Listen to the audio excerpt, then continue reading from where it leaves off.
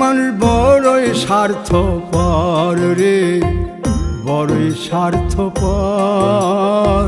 বুকের মাঝে জায়গা দিলে যতন কইরা ভাঙ্গে রে অন্তর।